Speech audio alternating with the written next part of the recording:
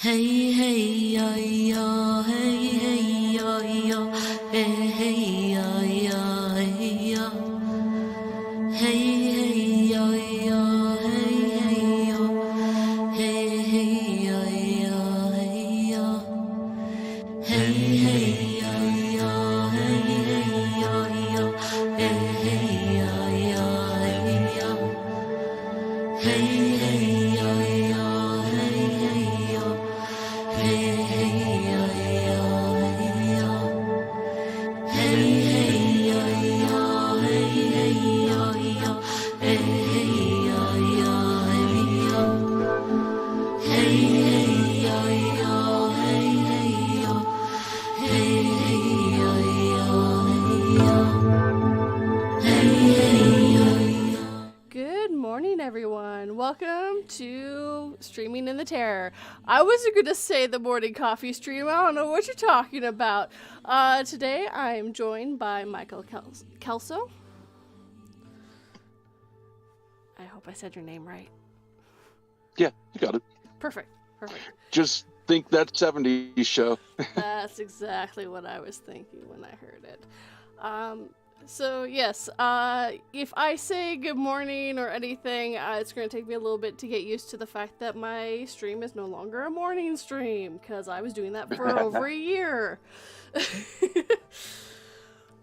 And just want to say real quick, good morning, Sydney, Bookworm, aka Hair Raising Narratives, and September Dragon Audio, and the few other people that are hiding in the back.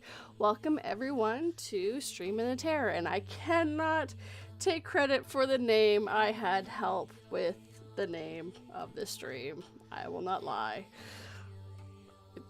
I like the name of the stream. I took all of my names and I put it into 242 reads. That was the extent of how much creativity I have. It's not even that creative. Well, I know whenever I'm like trying to title stories and whatnot, there's times that I'll have to reach out to other friends and be like, okay, this just isn't working for me. And, we'll kind of bounce ideas off each other. Yes, exactly. The worst part on Reddit, I find, is people use really long names, like way too long. I'm like, no, one sentence. You should do it in one, like, short and sweet sentence, because you want something that catches their eye, but not go, like, tells the whole story.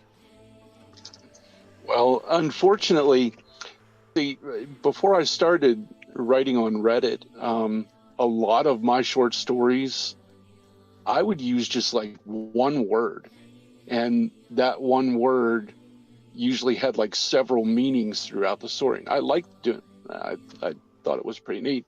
But once I started doing the writing on Reddit and YouTube narrators started coming to me and say, hey, can I narrate your story? And I found that there's like a certain thing that you have to do. Like they want you to have that like 2-sentence title, because it helps them whenever they are posting their stories to stand out, and people who are listening to the Reddit narrators, the YouTube narrators, they expect that kind of like, okay, this is telling me kind of what this story's about. I guess I'm just old school, and I'm like, short and sweet's better. I mean, I don't fret for anyone. I will read the whole title, but I do, because I don't know if you've seen any of my videos, but I actually put the titles on screen so we can see them. But sometimes, if it's 2 sentences, I'll just put one, because I'm like, no, I'll read your whole title, but I'm gonna just put one on, because I need to also put, the dialogue, because I also put closed captioning on, and it takes up the rest of the screen. So I need the room for that. What I have seen lately is people who will have like the whole title on the video, but like actually on the thumbnail, it'll just be like a few words. Yeah. Kind of trying to hook them, bring them in. Yes, exactly. Well, the thumbnails, the shorter and sweeter it is, the better, because you want it. You don't get very long. People don't look at your thumbnails. It's very quick. Especially if they're looking through the app, it quickly starts playing the video. Like, it doesn't even, I miss the days where it just stayed on the thumbnail sometimes, just like, they go to click it and it's like already started to play the gosh darn video. I'm like, you know, can we just start from the beginning? Because I couldn't hear it and I wasn't reading the closed captioning. Yeah. Again, maybe I'm just old. Yep. Yeah, I used to hate doing autoplay on YouTube videos. Because, like, you just get done and you snap right into another one. It's like, wait a minute, I didn't get the title of that last one. Yeah. Yeah, exactly. And yeah, sometimes it does. I do like autoplay because sometimes in the middle of doing stuff and I just want to play into the next thing because I don't care what it plays into. But if I'm watching, yeah. I don't want to autoplay into something. Also, it autoplays into, like, the weirdest things. I know that oftentimes, like, actually when I'm mowing lawn, I'll put on a creepypasta and just listen to it and yeah, go from one to another.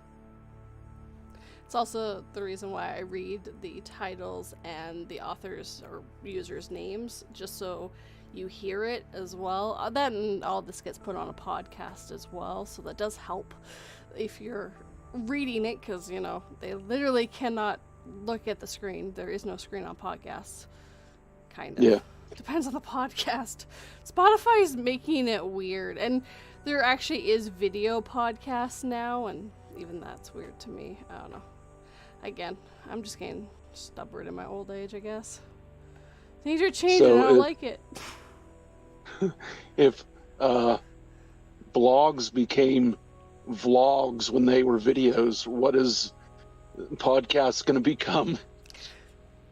I don't know. The podcast or something? Well, and see, YouTube does automatically puts these live streams as podcasts for me. Automatically. Really? Like, yeah, so YouTube somehow knows that this is a podcast. I don't know. I don't put a podcast anywhere near the title whatsoever. YouTube just does. I'm like, technically, yeah, it is a podcast, but also technically me reading the stories could be a podcast too. It's not like you really need to be paying attention to the screen. I put stuff on the screen if people are having troubles, like they like to read along or whatever, they can. But yeah, no, it's just so weird. I guess they just have to categorize everything. But if you think about it, many of the creepypastas that you watch would then, excuse me, qualify as podcasts because they just throw images up, but the main part of it is the narration. Exactly. Yeah, no.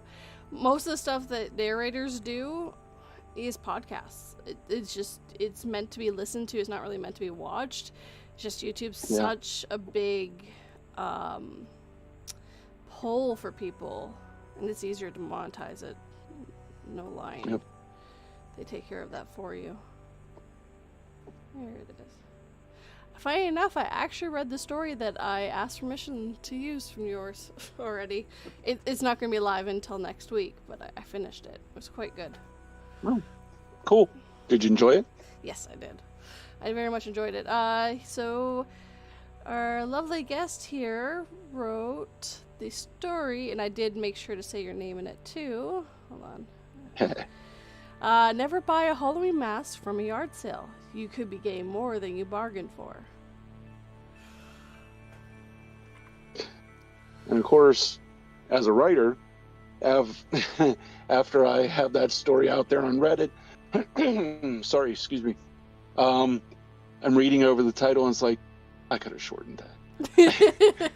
there's always that, I could have done that a little bit better, you know? The worst part is Reddit doesn't let you change your titles. Whatever you put Nope. that title is, it's just, that's it. That's all you get to choose. I'm like, you can edit the post, you can edit everything else, but you can't edit the title. Yep. At least for me. I joined Reddit a little over a year ago, and I found that out with my first story. I misspelled the title, and I put it in, and I'm like, oh, whoops, I misspelled that. And I'm like trying to figure out how you edit it, and I'm like, hey, it's not letting me do this. I even like reached out to a couple people who had commented, and they're like, nope, you can't. Yeah, so I think it has to do with the fact that Reddit takes your title and randomizes stuff, but takes the title to make the URL with it. So I think for some reason, I'm not that computer savvy, but that's where I took it from, was they won't let you change the title because the URL's already linked with that title. Yeah, though I've seen many times where titles are misspelled. I'm like, I'm so sorry that you can't change it. Yeah, and that makes sense because, like, whenever you go to share it, you know, and you look at the great big long tag and it's in there, the title is in there exactly, just separated by underscores. Exactly, yep. So, yeah, that makes sense. Yeah, that's my assumption. I could be completely wrong. It could just be the fact that they don't want to let you do it. Who knows? Reddit's weird. Like Twitter editing a post? Oh god, you can do that now if you pay them. Nah. Yeah. Twitter's gotten weird. Yeah. If you want to send more private messages, pay them. If you want this, pay them. It's like, I don't want to pay you, Twitter. I would like to use the free service because I already know that you're stealing all my data anyways and selling it. And it's not like me paying for it will stop you from doing that anyways. I mean, what? Yeah, and it's not like you have an ad plugged in there every 5 posts. Exactly. So it's so stupid. Twitter has just become weird. I still use it because it's such a good place to post for my videos, but I didn't own Twitter or Instagram or even a Reddit account until I started narrating. I just had no reason. I'd read, like, Reddit posts all the time, but I would, like, I didn't make an account. Never had a reason to. I didn't want to post. No one knew me. Now, I've had a Twitter since 2011. Jeez. That's probably the longest I've had one other than Facebook. But lately, like the last few years, I've gotten more. You know, I've found Clapper and Plurk and, you know, several, and I just use them whenever I make a little short or whenever I'm, you know, trying to plug a book. I'll send it to all of them. Yeah, it's always a great idea.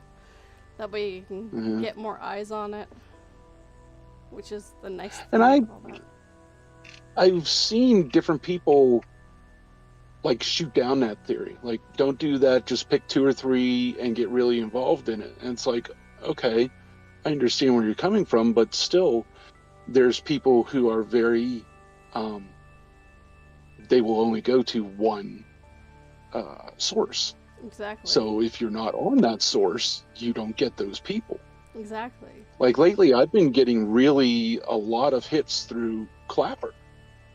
You know, and it's like, okay, hey, that's great. You know, everywhere that I go, I put my link tree and everything, so everybody will end up at the same place if they want to know about me. So, yeah, I try to put it out as much as I can. That's all you can do. Really. But yeah, be involved as much as you can, but at the same time, if you only put it in 2 or 3 places and no one sees those 2 or 3 places, you might as well have not posted at all. Yeah. And yep. And the only way you're going to know if a place is going to work by trying to post in it and seeing what happens. There's a lot of guesswork in all this stuff. So much guesswork. It used to be the places to post and all that stuff has changed over the years. So, and it's hard to keep track of it all. That's why I've also made my own subreddit so that if anyone is really interested in my stuff, they can just go find it on my subreddit because that's where I post. I post everything there. Makes my and that's what I did too, on the advice of a friend, because you know how picky No Sleep is. I'm not sure if you know how picky No Sleep is or not. I have seen No Sleep take down really amazing stories on me more than once. I tell everyone who ever posts on No Sleep, always post it in more than one place, because No Sleep has a 50-50 chance of taking it down, I swear. Yep. And I've had the same thing. I've had stories taken down, and I'm like, what? Why? You know? And, you know, a friend said, well, you need to make your own subreddit so that you can have those stories there, so that, you know, if you're trying to tell people, hey, you know, here's my story, you know, go to No Sleep, and it's like, well, no, it's not there anymore. Exactly. And that becomes problematic when that happens. Good afternoon, the Creepypasta channel. Yes, good morning. God, it's gonna be a while. Habits are habits. Yeah, no, I have a love-hate relationship with No Sleep. Like, there are some really amazing stories on there, but how quickly they are to bring down stories, and really good stories, but because they have very specific rules, like the main character has to survive, and that's like the biggest one is your character can't die in the end. If they do, then they can't end up in prison. They can't end up anywhere where they wouldn't be able to post the story. Yep. Oh, well, they could post it in prison. Yeah, but I mean, if you read the No Sleep rules, they say nope. If you end up in prison, then no. Oh, see, and that's stupid. Yeah, I mean, it's, and I get it. You know, they've made that community by doing their things a certain way. You know, that everyone assumes. I mean, I love that rule. Everything's true, even if it isn't. Yeah. And, you know, you're trying to make a reality type story, and not necessarily swearing that it is true. But I get so many comments on stories. They'll be like, oh, this can't be true. And I'm like, dude, do you know the rules of No Sleep? You know, when you're saying everything is true, even if it isn't, you're kind of nudge, nudge, wink, wink, saying, hey, this is fiction. Exactly. But people get like uptight.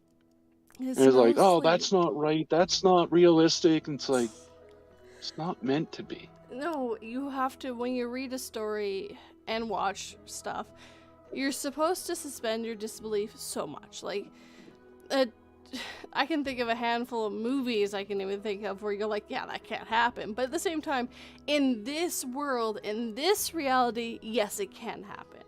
So, yeah, as much as they try to base it in as much reality as they can, I've read a lot of the stories. Some of them aren't realistic, but that's okay, because in this world, that's what happened. In this world. So it's just, they have strict rules, and sometimes I can never figure out what rule this poor person broke to get their poor story banned or kicked off or whatever. So yeah, a lot of the time I do go to like scary stories, and because they're a lot more relaxed there.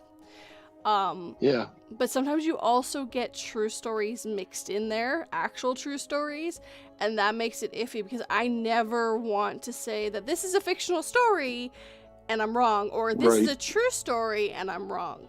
I want to be as blatantly obvious, but I also don't want to be rude by like, is this story true? Like, it also feels rude to ask that too. So I've looked at a couple other subreddits, but man, it's just really hard to ignore those numbers.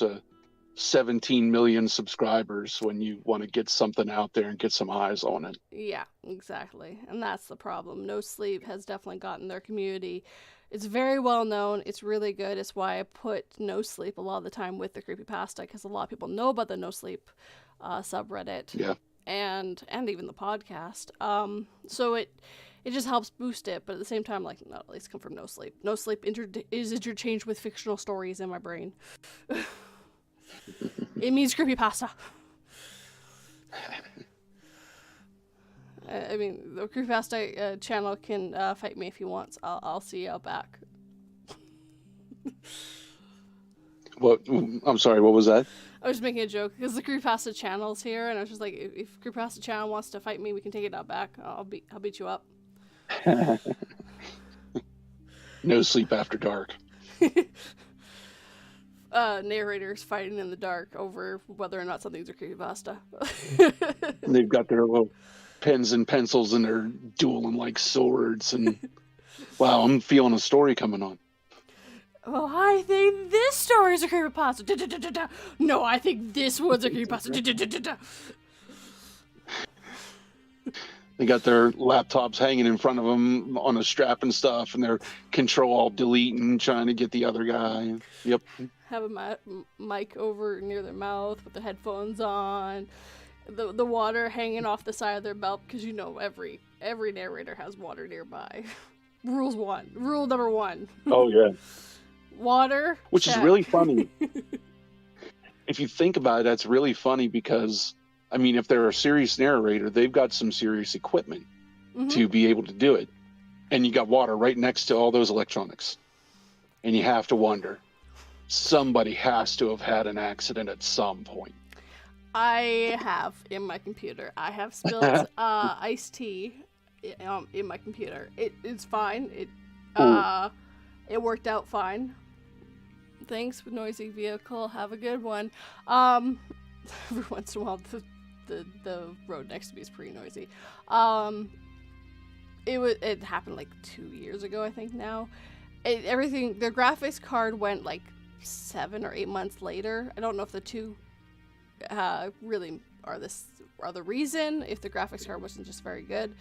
Either way, she's fine now, so. And I keep my water in a bottle that cannot leak, so to protect There it. you go. I learned my lesson, guys. I learned my lesson. Yep. 100% learned my lesson. But no, I have to. And then I also, like, the mic is actually nowhere near where my water is too. It's on its own little stand thing, and then it stands up, so like if the water like poured all over everything, it would not touch my mic, which is funny because my computer's worth more than my mic is. But my computer should be fine anyways. It's fine. It's a freak accident. It was all good. Computer starts sparking. Oh, fine. It's a problem. I told you it was fine. I can see that with my computer. She's funny. She acts weird sometimes, but what do you expect? I built the computer myself, so. Okay, so you've mentioned several times she, so I have to ask, did you name it? Not the computer, no. The computer doesn't have a name. My car does, but not my computer. She's got stickers on them, and just the rule is all electronics are she's. So, that's the rule. Okay. And actually, technically, I didn't name my car. The past owner named the car, and I just kept it, so. Really, I just call her the rust bucket that's still going somehow. Yeah. I drive point A to point B. Oh, I drive a car from the 90s. Late 90s. It is a late 90s car, but she's covered in rust, and her starter actually went last week, so got a new starter in her, so she should be running for a while longer again, hopefully. There you go. Give me prayers, Yeah, guys. as long as for a long time now, it's been like, okay, my view about my car is as long as it gets me from point A to point B, I'm good. Exactly. Bookworm, the rust bucket will never disappoint. You're right, it hasn't. Even like one of my coworkers is like, I am still shocked by that car. Like, you need to fix it, but it's like a cheap fix. I'm like, it's a cheap car. It's a very inexpensive car. I'm literally gonna drive that car until the wheels fall off, until the engine doesn't work anymore, and then I'll be like, okay, maybe now I need a new car. On the side of the road, burning. Maybe I need a new car. I'm pretty sure I can fix this. Whatever you do, don't get a Tesla. No. I saw when you said on the side of the road burning, I actually saw an article one time where these people were riding along in a Tesla, and they hit something in the road, just something in the middle of the road, and all of a sudden, car just failed. They got it off to the side of the road, they all got out, and within 5 minutes, it was engulfed in flame. Ouch. Because it must have, like, it burst the battery or something, Yeah. and that was just it. It was done. Yeah, no, the batteries, one sec. The batteries in those cars, I think are lithium. Either whatever they are, they burn really hot, and most fire trucks do not know how to deal with them. They're water resistant. Like, there's just nothing they can do to stop these friggin' electric cars from burning. It's literally just go away, Keep it from burning the rest down and just let it melt the car. Just let the car melt. It's a write-off. Don't worry about it. Hopefully you have insurance. If you don't have insurance, you're hooped.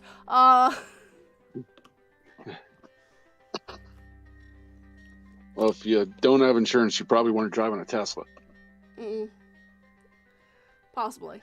I mean, sometimes people are idiots and let their insurance lapse somehow.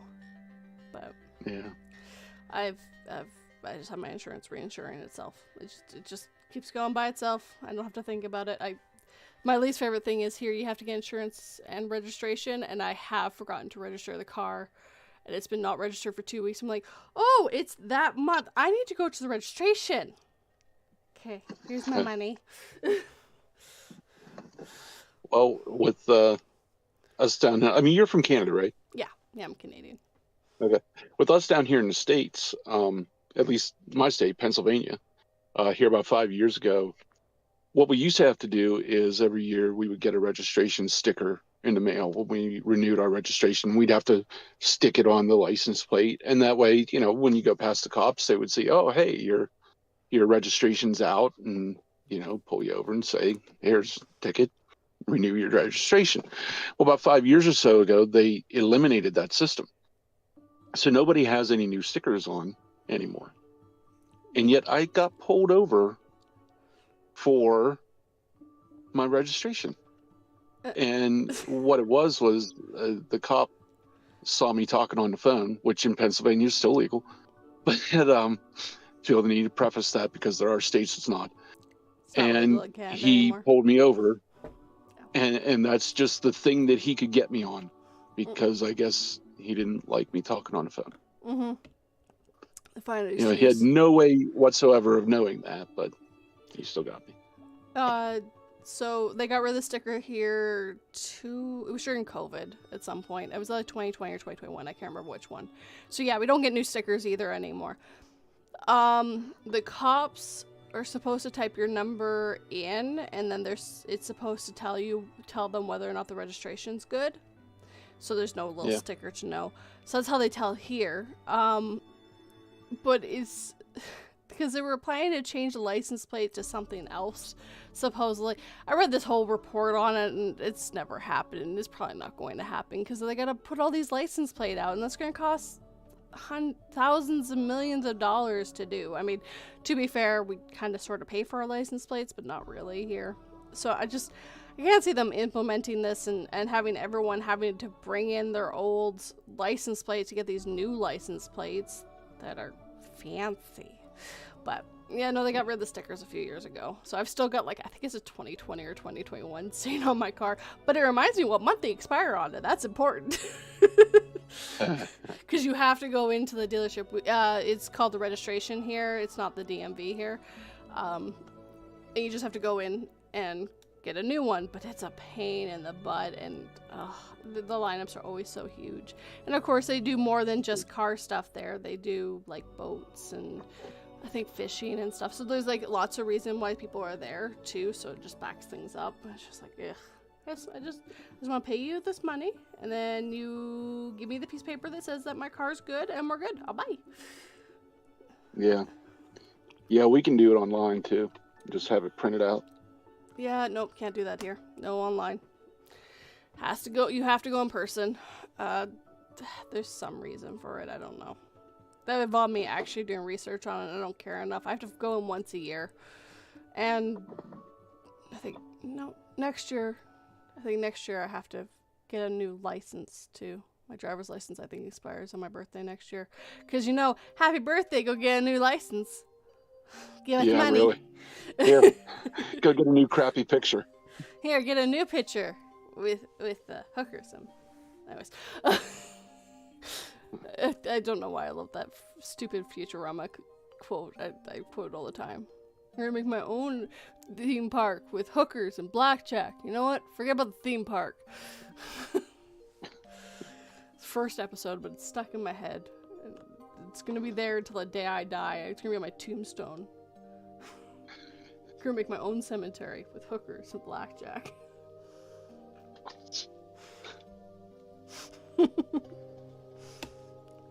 Can't stop me. No one can stop me. Chat's very quiet. Anyone else there? Oh, there we go. Samuel, does he have any books coming out soon? Do you have any books coming out soon? Well, I have 2 that just came out. Which ones? More Dark Tales of Cryptids and Park Rangers is Okay. another collection of short stories. And then I actually did my first children's horror book. It's called The Monster in the Woods. Those just came out last month and early this month.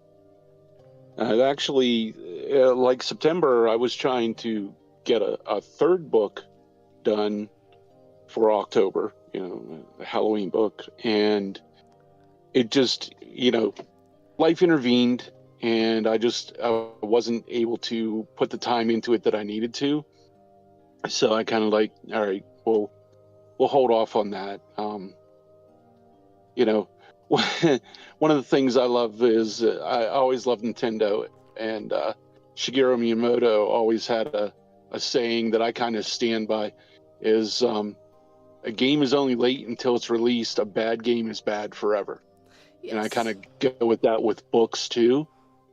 Now, fortunately with books, like through Amazon, I can go back through and like re-edit. So as I find mistakes, like if I'm reading my book and I find mistakes, I'll go back through and I'll correct them, and I'll then repost that to Amazon, and the newest versions will be fixed. So I do like that. But yeah, those are the 2 that I just released. I'm now actually going to be taking a little break.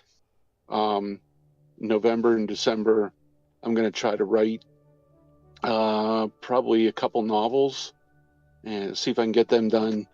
Because November and December have always been like very weak sales months historically, and January is like the big when everybody goes for books, which Weird. everybody gets Kindles for Christmas. Yes. So they want to fill their sense. Kindle then.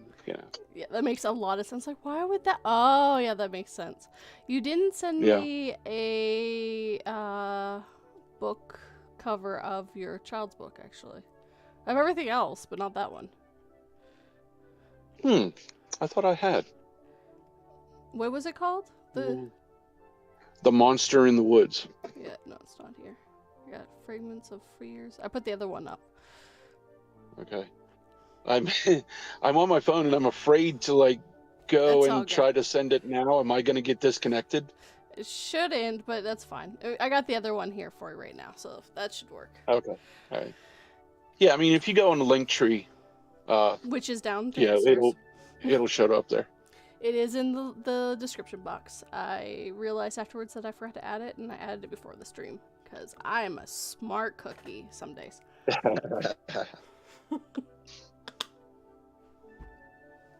Actually, the latest thing I've actually been doing is I got these new book lights, and been looking at using them for videos and stuff like that because they're pretty neat. They attach, they just wrap around your neck, so you're sitting there and the lights are pointing right at your book. So I'm kind of messing around with them and seeing what I can do with them. I was thinking, yeah, I think I've seen those actually. Yeah. I don't. Yeah, they're pretty neat. Really read books anymore, really, because I read way too much as it is. I'm like, I don't want to read any more books on my free time. I just want to watch videos. Someone else do the work for me, please. I'm already doing the work for myself too much. Well, I haven't really read a book in probably 3-4 months, just because I've been so busy writing them. That's fair. I do like to read. It's just a matter of when I read, I don't write. When I write, I don't read. And I can understand that because when you're writing, you're focused on what you're writing, and you don't want someone else's story to influence it. Yeah. Yeah, and reading other people's stuff definitely does affect at least my writing. Yeah, I get that. I know that I can kind of like set myself up for the book that I want to write. Like if I want to write, like a serious horror novel, um, I'll actually go and read a lot of Edgar Allan Poe, and it sets that mood, because the writing that I do, I like to do a lot of narrating. I know that people say show don't tell, and okay, if But you isn't do yours that way, that's fine. I like to narrate. Isn't narrating part of showing? It's Well, hard with books because technically the whole thing is telling. You're telling a story. Yeah. It's video where you should show, not tell, right? So instead of saying the monster walked into the room, you would show a monster walking into a room.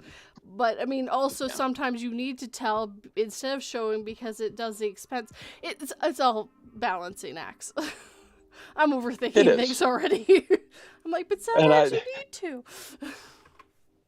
See, I love to describe stuff.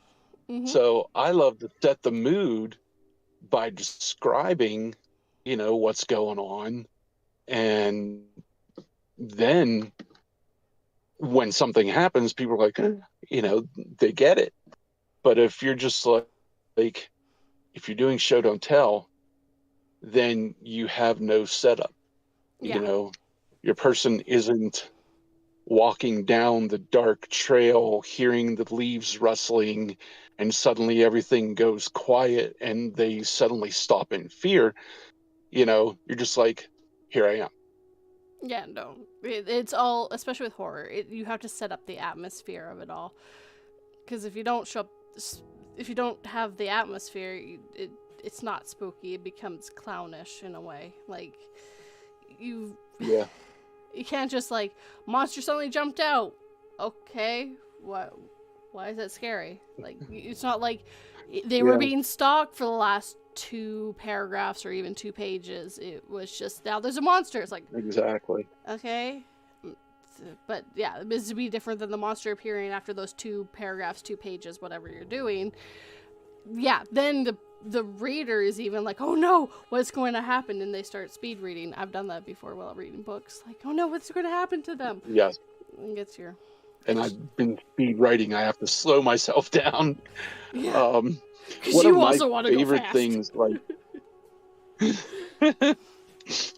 okay, type 1 word at a time. Not 5 together. It doesn't work. One of my favorite things, with horror movies and whatnot, and it's kind of what I try to instill in my writing, is the whole, you're walking down a hallway and something's going to happen. But the longer it doesn't happen, the more tension builds. Mm-hmm. That's the way I like to, you let your person get all the way to the end of the hall and they're just like ready to have a heart attack and absolutely nothing has happened. That's the kind of stuff that I like to write. I also wanted to say that Sydney just went and purchased the book that is shown on screen, which is the Dark Tales and Cryptids and Park Rangers. Sweet. Awesome. Thank you. Thank you, Sydney. You're awesome. But you already know that. Sydney already knows that. And good afternoon or evening, Duchess of Darkness. I will be stumbling over that for a while. Don't worry about it. It's fine. Stroke. Anyways. Duchess of Darkness. I know her. Do you? Has she done one of your stories? She's actually... What's that? Has she done one of your stories? Actually, I think 2. Maybe she can correct me because I can't see I don't have the YouTube up. I can't see the comments. She said hello. But, she literally just said hello to you. Hello. She hasn't posted anything else since. Just give it a moment. If I go over to the YouTube side, am I going to lose you? I would just stay here. It's just safer. I don't want to poke the bear. It's fine. I can read you the comment section. Technical difficulties have already been enough for today. Exactly. We'll just stay in our lane. Just stay here. It's fine. I can read you the comment. Yes, the Duchess of Darkness is a really good narrator herself as well. Yeah. Yes. I think we were in one collab together. I think. So here's a provocative question for you. What is your stance on AI narration? You mean the TTS, talk to speak thing? Yeah. I'm not fully against it, but I'm not fully for it either. It's weird. Like, if someone stole my voice and started using it, I'd be livid. And did that to one of my friends, I'd be livid. But they also are putting out the content faster than a narrator can because it's just a talk-to-speech thing. But at the same time, there's no life to it either. So when you narrate something, like, I'll just take Duchess of Darkness and me. She'll narrate it one way, and I'll narrate it a different way, while TTS will always narrate the same way. You won't get personality. You won't see the differences. And I've even had some, like, I've written stories myself and had people read them afterwards. I'm like, oh, you're hyphenating or you're exaggerating that. Well, I was seeing this when I was writing it, right? So, I personally do not listen to TTS. I've actually, before I did all this, I had, and I absolutely hated it because, again, I like personality. I like to hear what the emotions are, and you don't get that with TTS. So, yeah, I'm not the biggest fan of it, but I do get that there is a calling for it because people just want to hear stories. And I mean, personally, I can only do one video a week. That's all that's in me, but I'm also dyslexic, so, Ouch. Yeah. That means, how do you manage that with reading? I mean, that's got to be a challenge. It's gotten better. I also used to be really bad at reading out loud. I've gotten really good at it. Little 242 would be quite shocked at how good Big 242 is at reading now. We used to stumble over our words every 5 seconds. We still do that sometimes. It just depends on the day. Some days I can't narrate. I won't lie. Some days I just go, this is not my day to narrate, but I work that into my system as well for those days where my dyslexia is worse than others. It's learning to work with yourself, not against yourself. Right. It sucks. I'm also not the only narrator I know of that's dyslexic, and I'm also not the only writer that I know of that's dyslexic, so it's a thing. Well, I mean, if you want to do it bad enough, you'll find a way to do it. Well, so my dad's also dyslexic, which is where I got it from. And he told me when I was young, the way that he got better, and he's a lot worse than I am, but the way he got better was reading. He just found books he enjoyed and would read, and that's what I started doing. I found books that I really enjoyed reading and just started reading them, and it got astounding.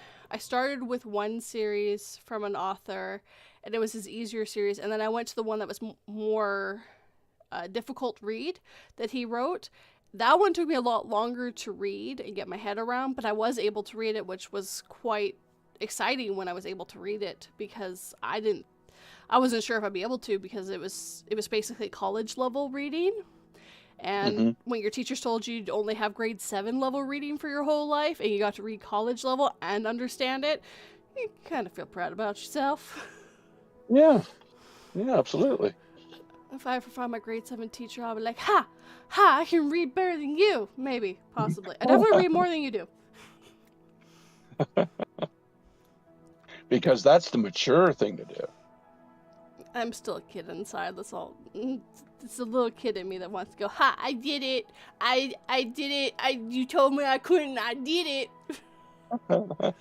Well, that's like, you know, the Journey song, Lovin', Touchin', Squeezing. I love that song because once you listen to it, you realize what he's actually saying. The last half of the song is just na na na na na. You know, he's just saying aha. You know, I showed you. I love that song just for that. There's quite a few songs actually I can think of I listened to. They're basically that. It's like, I showed you. You said I wouldn't get anywhere. Look where I am now. Yes, September Dragon Audio is also dyslexic, and he's another narrator. Yeah, not by myself.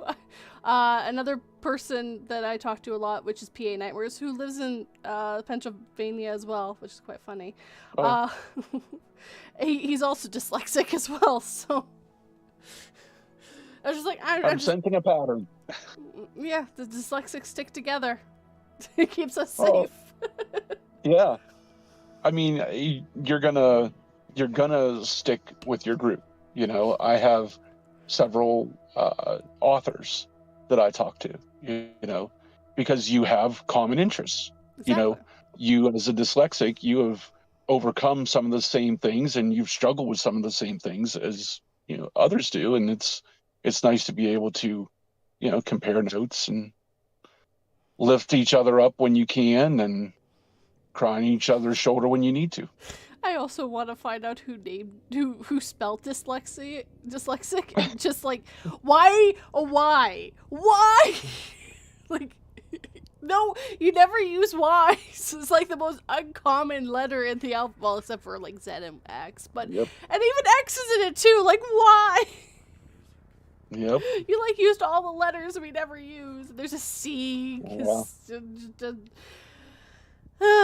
One of these days, then again, I mean, they did name the fear of big words big words, so I mean, someone has a sick sense of humor. Definitely. I can't remember what it is, but it's just so funny. Just, oh, you have a fear of big words, and then you say it off, it's like, it's like, what? That's what you have. Phobias are weird. So, you said you're going to take off 2 months, which are going to be your slower months. Do you have any ideas for your next story or book? Well, the thing is, I joined Reddit a little over a year ago, and was posting horror stories that I had already written. And then I started getting into the groove of the cryptid stories. And, you know, kind of the way you have to write with no sleep and all that stuff. Yeah. So I really kind of pigeonholed myself into horror. Well, as I was doing that, writing these short stories and getting them ready as books and whatnot, I've actually released 4 novels. My first novel came out in 2017, and it's a crime mystery. And then I wrote a sequel to it. And then my last 2 I wrote were domestic thrillers. And all of those were received with the resounding sound of crickets. No. It's like I'm in. People who like my writing seem to say, hey, I like the horror. Yeah. Now, my beta readers, when I send them one of my novels, they're like, I love it, it's great, and all this stuff. But then I get out here and, like, nobody buys them. And author friend of mine that has given me a ton of good advice, Boris Basic. I don't know if you know him. He's from over in Serbia. He's written a bunch of books. Bacic is his last name. Great writer. The advice that he gave me has really helped me, like, achieve some success on Amazon and whatnot. But what he believes is the case is, like, okay, it's kind of a stay in your lane thing. So the horror stuff people like, it's somewhat popular on Amazon. And then I write a domestic thriller, and, like, Amazon's algorithm is saying, what do you think you're doing? Yeah.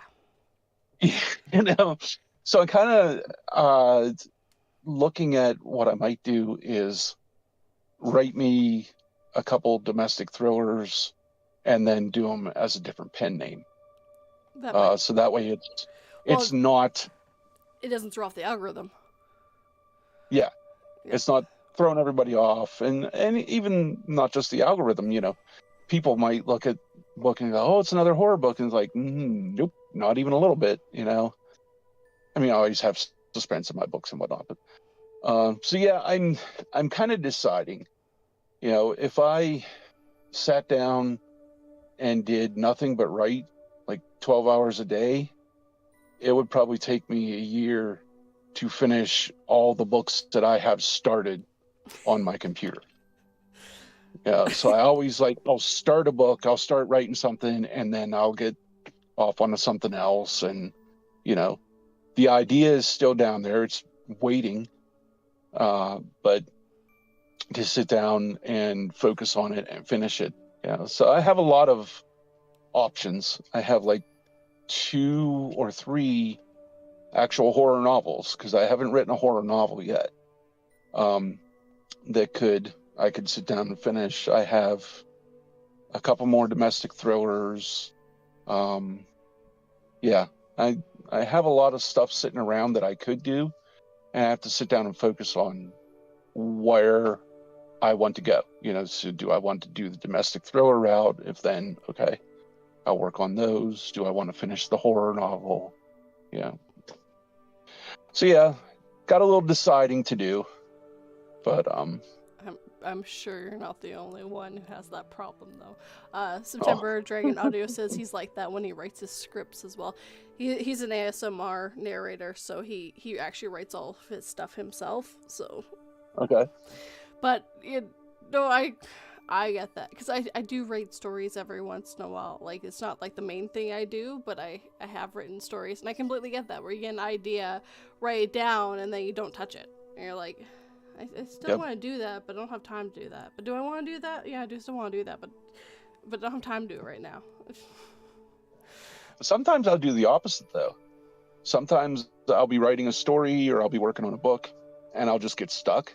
Mm-hmm. And instead of just sitting there and banging my head against the wall, I'll start another story.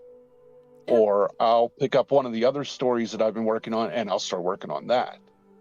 You know, and then when I feel unstuck, I'll come back to the other one. That makes sense, yeah, because they say if you're stuck with a problem to actually go to sleep, because your brain will work on the problem while you're sleeping. That's why you'll have a lot of aha moments when you wake up, and I know I've had that happen more than once, where I'm like, I can't figure out where to go from this, so I'll go sleep. So same thing, you're like, your brain's still working on the story in the background, even while you're writing the other story. So I completely get that. And then you don't have the writer's block. Because, yes, you're blocked on this story, but you still have... You're blocked on story A, but you can work on story B. And if you get stuck on B, you can go back to A if you can, or you can go to C instead. So I completely get that. Yep. Yeah. Yeah, I call that the boys in the basement. You know, when you go to sleep on a story. Did you read Stephen King's On Writing? Or that's what he calls it whenever he just... goes to sleep on the stories. He lets the boys in the basement work on it. Oh, no, I didn't know that's what he called it. But yeah, I completely get that with Stephen King. Stephen King's written more books and stories than I think the rest of us could read in a lifetime. That man, and he's also pulled, I think, 2 or 3 novels off the shelf. I know he's pulled 1 at least off that you can't read anymore. But for the most part, he doesn't pull his books off, which is good. I used to be a huge King fan. I'm really not anymore. I don't know. It's just like, I don't know if I've outgrown it, or like the more I write in my style, the more I look at his style, and it's like, man, you're just too wordy for me. Yeah, but he's also a different generation than we are as well. Yes.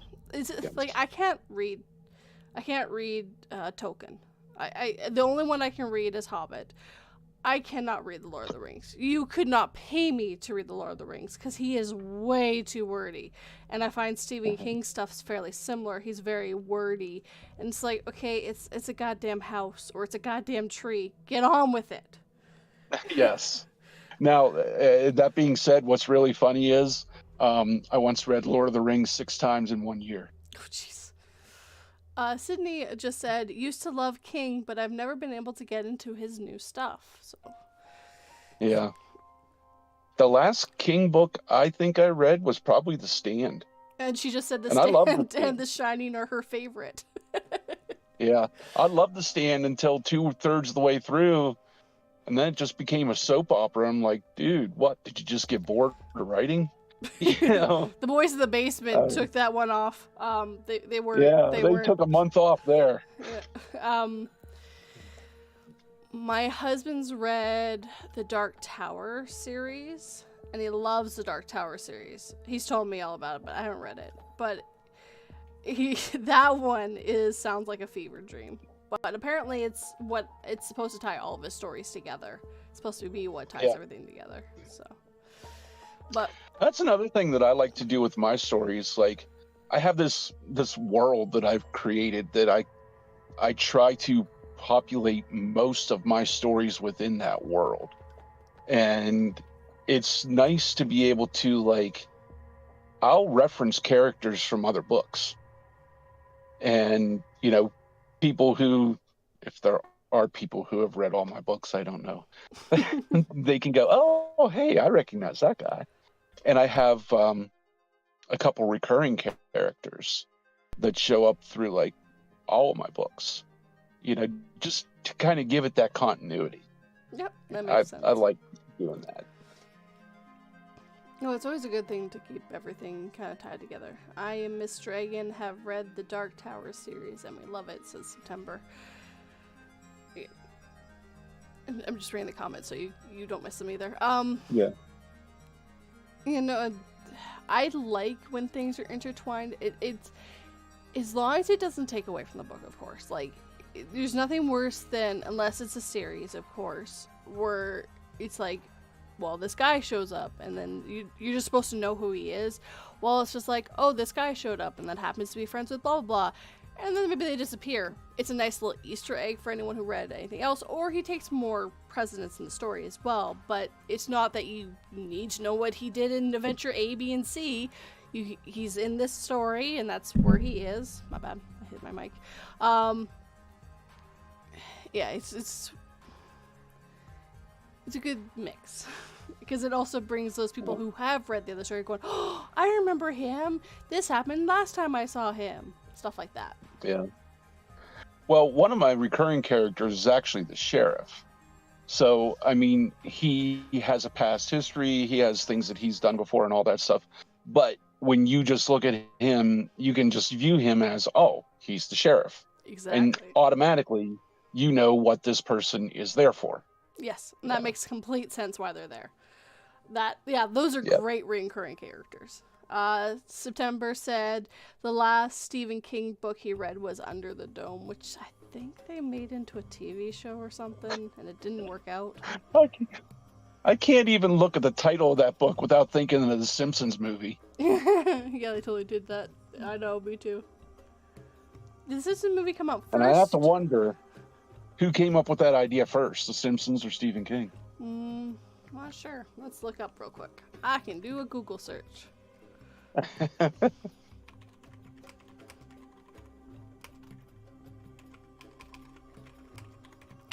It's all about when he put it out. 2009 is when that came out. Well, the Simpsons movie came out the first at the same time as the first Spider-Man movie. 2007. So yeah. The Simpsons movie did it first, guys. Uh-huh. Huh. Maybe Stephen King saw that one. I've got an idea. Or maybe he didn't. Maybe he just came up with it on his own. That happens too. Well, I mean, as much as, like I said, I don't care for the guy's writing anymore. One of the things I really have against him is, in his book on writing, he just preached about getting rid of adverbs, but then you look at his books and they're full of adverbs. But, you know, that's just what I don't like about it. But I understand, like, even though I'm saying, hey, did he come up with that first? I've had stories that I've written and, like, I've had sitting around for years, and then all of a sudden I'll see a TV show or a movie that has the same premise. I'm like, well, dang it, can't use that one now. Yeah. Well, see, that's the problem. If you do that, then you can never write anything. Everything's been done. Yeah. Not everything's been done the exact same, but realistically speaking, if you have a vampire in something, well, vampire's been done. You have werewolves in something, you have werewolves have been done. Like you have to still make it your own. And if anyone ever says anything like, well, you got that from this idea, it's like, actually, I had that quite a few years before that ever came out. I just couldn't flesh out my ideas. Like, it is a story. Like, they came up with their story, I came up with my story, and they didn't end in the same places. It's fine. It's just, if you hold yourself to that, you're just never going to write anything. I wrote a zombie book long before The Walking Dead. And of course, at the time, I was a corrections officer for 20 years. So at the time, you know, I was writing it about in a prison. And then Walking Dead comes out in second season. Hey, they're in a prison. It's like, okay. You know, third season, sorry. Yeah. It was third season. But yes, I agree that one of the things, aside from, you know, the whole show don't tell, one of the things that really bothers me is when people keep saying over and over again, write what's popular, you know, like find out what people are reading and write that. And it's like, well, wait a minute. No, because first of all, you need to write what you're feeling. Yes. Secondly, if you do that, if you go and find out what's popular now, till you get that book done and you get it out, it's going to be 2 years. It's not going to be popular anymore. Exactly. Everybody's going to be sick of it. They're going to be on to the next thing. Okay, and you just screwed yourself out of 2 years. Exactly. Well, like right now, I think werewolves are popular. So let's go write a book about werewolves. By the time that gets out, for some reason, well, cryptids are popular too, but I can't think of it. For some reason, sirens become popular. Like, it's just, if you try to ride the fads, you're going to end up biting yourself in the butt. Write what you like, write what you know. So, if you enjoy vampires or werewolves or all that stuff, great, write about it. If you don't, then don't write about it, because then you didn't really write something you enjoyed. Like, you're gonna be asked questions about that story and all this stuff. Like, I don't really care about the story. It was so stupid. And that's actually my horror book that I was wanting to try to rush out. I've been working on. It's kind of like a horror humor, and it's got tons of cryptids and stuff in it, and it's about this snarky cryptid hunter, you know. And I love the story. I love where it was. I love where it is and where it's going. And I want to do right by it. So even if I have to wait until next September to get it out, I want to make sure that it comes out right, because it's one that I definitely feel passionate about. You know, I love writing this story. Mm-hmm. And I think that's another reason why I'll skip from one thing to another, because I can be loving writing part of one book, but then once it becomes tedious, writer's block kind of thing, then you're not loving it anymore. Yeah. And then so like you got to pull yourself away. Yeah. Just to make yourself want to do it again. Exactly. And then you can just let the boys downstairs work on it while you're doing the other story. Yep. Duchess of Darkness said, horror with humor is great. I really enjoy that. I do too, actually. And it's one of the hardest things to find with good humor. Like, well, the one that I wrote, I actually did like an exclusive deal with Mr. Creeps. Mm-hmm. So it's not on Reddit. It's not anywhere. I'm writing it as my novel. I'm finishing it. Mm-hmm. Part one of it is on Mr. Creep's channel. I forget the exact wording of the name of it, but it's like, I was a park ranger that turned cryptid hunter. I've seen that. I just love it. And I can't get him to do part two. I mean, I keep... Series are so hard. I won't lie. Series are one of the hardest things to do on a horror narrator channel. It is like shooting yourself in the gosh darn foot for whatever reason. Well, I know why, but like that's why I won't touch series, because I'm like, okay, it's a 5-part series, but I can only get people to listen to the first 2 if I'm lucky. They'll listen to the first one, but sometimes they won't, like, it's hard to get your audience to want to listen to more of it. It's just so stupid, and I hate it some days because I love series, and because you can expand on your stories. So I Well, that's have the seen that. problem with this one. Like, this first video, it's been out for about a year. It has 500,000 views. Damn. And I've commented on it, like saying, hey, I have part 2 and all this stuff.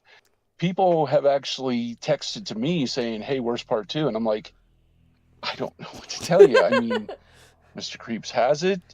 I've asked him about it, and that's as far as I can go. Yeah, You know, you can't literally just walk into his house like, record it. I will find you. I will make you record my stories.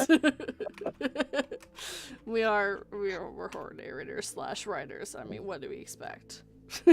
Oh yeah, of course. You gotta go to the extremes. It's the rules. I don't make them. That's right. I don't make the But rules. we're allowed to break them. Yeah, exactly. I don't make the rules, but I'm breaking them sometimes. I don't make this joke anymore, but I used to make the joke that I will just kidnap people and put them in my basement and make them listen to my narrations. I can't do it anymore because there's someone who lives in my basement. Yeah, I'm sure that joke doesn't go well. Well, I mean, I saw on some news media thing, whatever, that somebody just went to jail for doing a meme about Hillary Clinton. I'm like, okay. Luckily, I live nuts. in Canada, so don't live in America. Luckily, there's different rules here, though there are some downsides to it. I won't lie. Some days I wish I lived in Canada. My favorite horror is psychological type, says September. Psychological is nice. I do like comedy and horror, though. It's because you don't normally get to see those two together, and when they get done really well, they're quite enjoyable. Because, yeah, you get scared all the heck, and then you get to laugh your ass off. You're like, these two shouldn't go together. And that's what's fun about writing it, too. You know, I have this main character that is so snarky, and he's just like, I really don't give a rip. You know, I don't care about, I'm a park ranger, but I don't care about hikers and stuff like this, you know.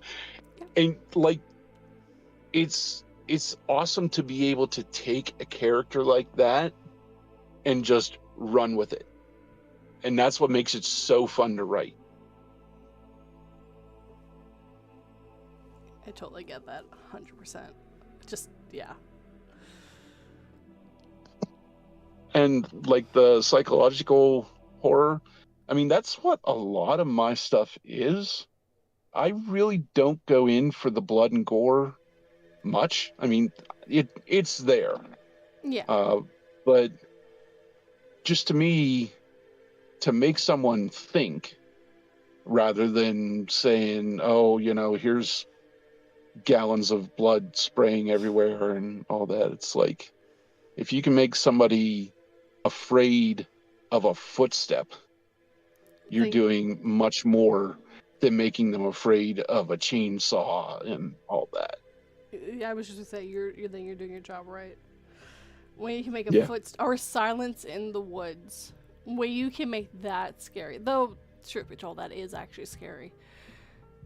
Yeah, because woods aren't supposed to be silent. I use that in several of mine because, I mean, I write a lot of stories about cryptids, and you know, whenever you have an alpha predator in the woods, all the other animals shut up. Yeah, they don't want to be fined. Nope. Yep. She's like, no, I don't want to be food today. There's a big, noisy person over there. Go eat them. Yeah, go find the dumb camper. Go find the dumb, heavy-footed ape thing that's over there. I mean, exactly. I can't say anything. I'm so noisy when I walk. I am the one that's going to be found by the cryptid because she was too stupid to walk silent. I love it when I have so many people that when they comment, on a story that I've written about a cryptid and people in the woods, and it's like, well, why didn't they have a gun? And, you know, I'm thinking to myself, and I'll never comment back, but I want to say, because then there'd be no story. Yeah. You know, if they had a gun and they whipped around and put 3 rounds in the head of this thing, then it's over. There's no story. Oh, well, okay, but you can still scare people even when they have a gun. Like, it'd be writing them out of the bullets. And Yeah. so I'm just saying, you can give them that gun. Don't totally take the gun out of your hands, in quotes. Maybe one day, write that story to all those people who said, why don't he have a gun? He has a gun, it didn't help him. So, I mean, it's not like it would help the others anyways. I have written stories where people have had guns. They're rare. Mhm. But it's just like a gun is too easy. You know, it's too much of an equalizer when you're, you know, when you want to make these people come up with creative ideas for how to get out of this situation. A gun's just too easy. Exactly. And you could always you could always make them lose the gun too if you ever want to bring it in too. But truth be told, I never think of guns. But I'm also Canadian and not American, and there are here. Like, I'm not going to say there's no guns here, but it's not like I've ever thought about owning a gun in my whole life. Like, Yeah. It's not to the same extent here in any way, shape, or form about guns. So to me, it's never, why didn't he have a gun? It'd be more, okay, he was camping. Why would he have a gun? Yeah. He's camping. Unless, of course, they're going hunting, then they're going to have a rifle. But they're going to have a rifle, not a pew-pew gun. And apparently Cindy has never owned a gun either. And she's also American. I love guns. I have 3 guns. I used to have a lot more. You know, it's, to me, what I always hate when these things come up about people screaming about guns is like, the gun can't fire itself. You know, if you have guns, you have to be responsible enough to know when to use them and when not to use them. And there are some people who should not have guns. Yes. And that's where the failure lies, in finding out that this person that you gave a gun to, you know, should not have one. Yes. You know, and because it was going to. It's also to my knowledge, the lax laws of how gun safety is. In Canada, if you have a gun, you have to lock the ammo and the gun separately, from what I remember. So they have to be separately locked up. So it's hard to get your hands on. And apparently September has 17 guns. Sydney says she doesn't want to own one either. September, I might come to your house and just make those guns disappear. That's way too many guns, man. What are you gonna do? Arm yourself and your kids and go on a dragon book raid? I don't know. I mean, I think everyone should know how to at least handle a gun, because gun safety comes with knowledge. If you know what to do with it, then you're going to be safer, because, you know, you have the knowledge and you don't, okay, well, this is what's going to happen with it and all that.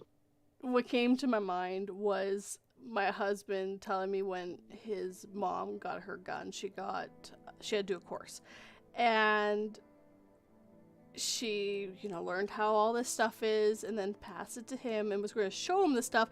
And then he proceeds to unload it, load it, check all the things. And she just looks at him, looks at the gun, looks at him. Video games are very realistic. Anyways. Nice. She was not impressed that she paid all this money for a course that she could have just played some video games and probably learned it herself.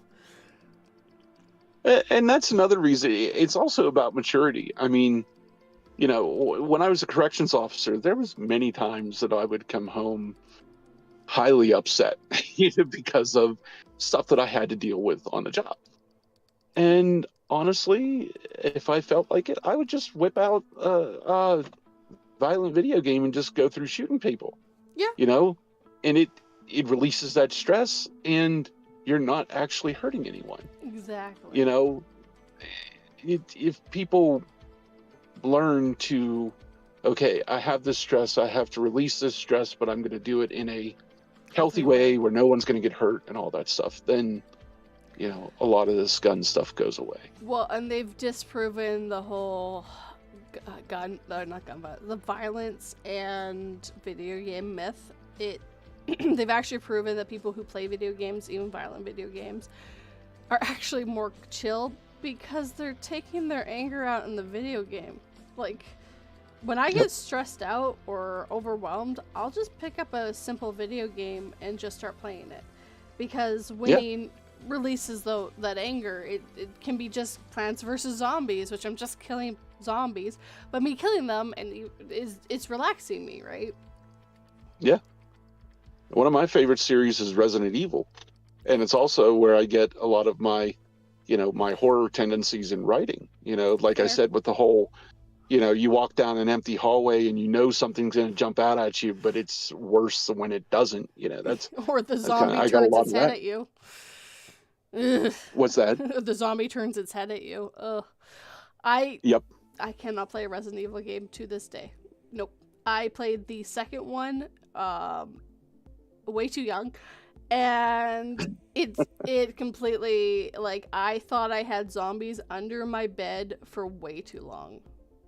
Like, I do not like zombies to this day.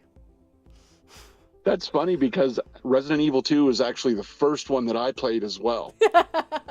And, when the dogs jumped in through those metal screens, I jumped out of my skin.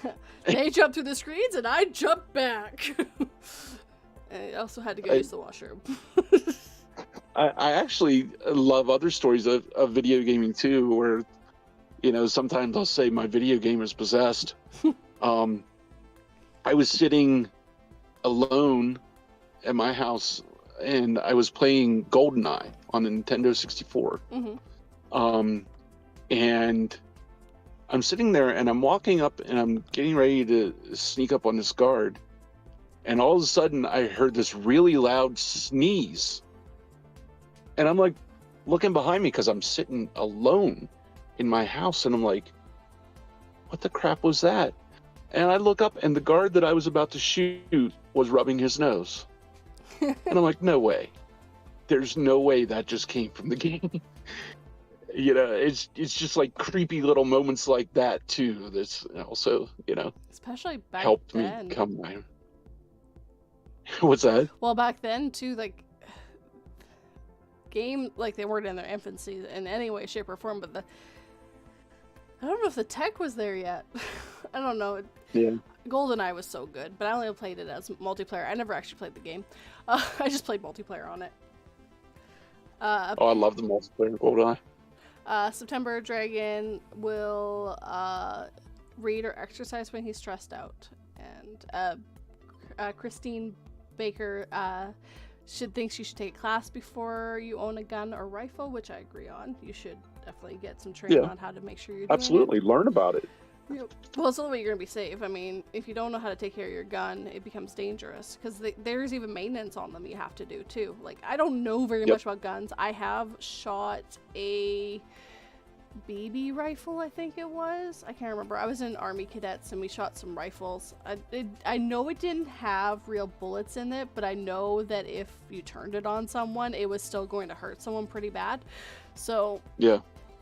But I can't remember what kind of ammo was in those, but those are the only guns I've ever shot. It was interesting, but I quickly realized that Army Cadets was not for me. I'm a little too, not very good at people telling me what to do, how to do, and how to get there, which is quite literally what that was. Well, I've actually taught my daughters how to shoot a BB gun, but the main part of the training was them watching me do it first, and then me going through it with them step by step. Yep. and showing them the consequences. Okay, you don't do this, you don't do this, this is the way you do it. And and giving them the knowledge, Hmm. because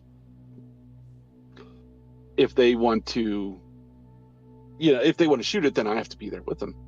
If they don't have the knowledge of how to work this, who knows, someday they might pick it up and try to mess with it knowing absolutely nothing. And end up hurting So someone or worse. yeah. Yeah, and the rule of thumb that I was always taught: never point a gun, no matter what it is, at someone if you don't mean to hurt them or kill them. Right. So even a BB gun Yeah. should be the same way. Like, don't point that at people. Don't, because especially if you hit, like, humans are ridiculously good at staying alive unless you hit them in the exact wrong spot and then they die so easily. Like, it's like ridiculous the stuff that you hear people survive from and then things that they die from. It's like, what are you? Are we either really invulnerable or are we free and super easy to kill? Which one is it? Apparently it's both. Like right here, this is the off switch. Yeah, exactly. Just if you hit that one very specific spot, it just off. But you hit them anywhere else, they're fine. Just like witchcraft is this? All right. I know that you said that you had to head off for work. So was there anything that you wanted to talk about before we end the stream? I definitely wanted to give a plug to my friend, like I said, Boris Basic, BACIC. He's a really great writer. He's written probably like 20 or 30 books now. Great horror writer. He's now like branching into other genres as well. And probably my favorite book of his is They Came from the Mall. Very, very great tension read the whole way through. Like I said, he's been so helpful to me, just with advice and whatnot. And I mean, I haven't read all of his books, but I know I've read a good half dozen, and you really can't go wrong with most of his books. Everybody's got a dud every once in a while, but still, he's a really good writer. Want to put a plug in for him. I'll get you to get me the how you spell his name later, so I can put it into the Okay. description box. Anything else? Not that I can really think of. Just like anyone who's out there who is aspiring writers, and they are thinking, "Oh, I'm not good enough." Don't think that. Write your stories. Put them in a box. If you're not feeling confident about them, put them away for later. Come back and you read it again and might be like, hey, this wasn't so bad. Write. One of the things that I always love is the expression, write hot. Write everything. It's like dumping sand into a sandbox. You'll make the sandcastles later when you edit. Very fair. I was just going to say, like, the only way you're going to get better is by writing. I've actually noticed my writing has gotten better since I read more stories, too. Because I see how people form them, and for some reason it made my brain finally click on some things. I also wanted to point out that Duchess of Darkness says, this was great. You are a very talented writer, Michael. And also that I'm amazing as well. Thank you very much. One of the things I think is really funny you said about writing, go back and read some of your earlier stories and cringe. I know that's what I did. I read some of my earlier stuff and it's like, oh my gosh. I wrote something when I was 17 years old and it is bad. It is so bad. I still want to write said story, but definitely not going where I went with that one. It's getting redone completely. Yep. I had one that actually, my first novel that I finished, it was only like 27,000 words, but it was a zombie novel. And when I wrote it in Microsoft Works. And it got lost on a computer, it got tossed around, and then I went to read it again, and Works is not compatible with Word at all. No. So it was just like the other day that I found it again, and I got it transferred over to Word. So yeah, this novel that I thought was lost forever, I have now again. Sweet. And yeah, it's the same thing. The writing isn't as good, but I'm definitely going to go back over that and redo it. I was gonna say you can see the bones inside the meat, basically. Yes. Nice, very apropos for a zombie novel. Thanks. Perfect. Awesome. Duchess of Darkness said, Michael, my friend Beetle fans has narrated some of your stories as well. Beetle Awesome. Fancy, I think. I love it when people come up to me and say, "Hey, I loved your story. I'd love to narrate it." It's like, great, please do. And I know there's a lot of stuff on YouTube, and just to me, what I enjoy is the different performance of the same story, because every narrator is going to bring something different to it. Their voice, their inflection, the speed at which they read it, the music that they choose behind it. Each one is a performance, and it's neat for me to see someone else take something that I made and make their performance with it. So I really enjoy that. That is awesome. Yes, that's exactly what every narrator does, and it is really cool. Quickly, for my channel for Sunday is going to be a compilation of all my ghost stories from volume 1 to volume 10, which literally just came out this September, like last month. So that's just so I can get ready for Halloween week, which I've been working this whole week on trying to get together, which is what your story is going to be in, as actually is Halloween week. I haven't decided what day yet. I was just recording things, getting things ready. I'm trying to crank out one more Halloween story before the 30th, but it's fighting me. So I don't know if I'll get another one out before or not. You always post it next year too, if you want. You have more stories. Yep. Thank you everyone for joining us this evening for Stream in Terror. I will see you guys hopefully next week. Have a good day, guys. Bye. Thanks.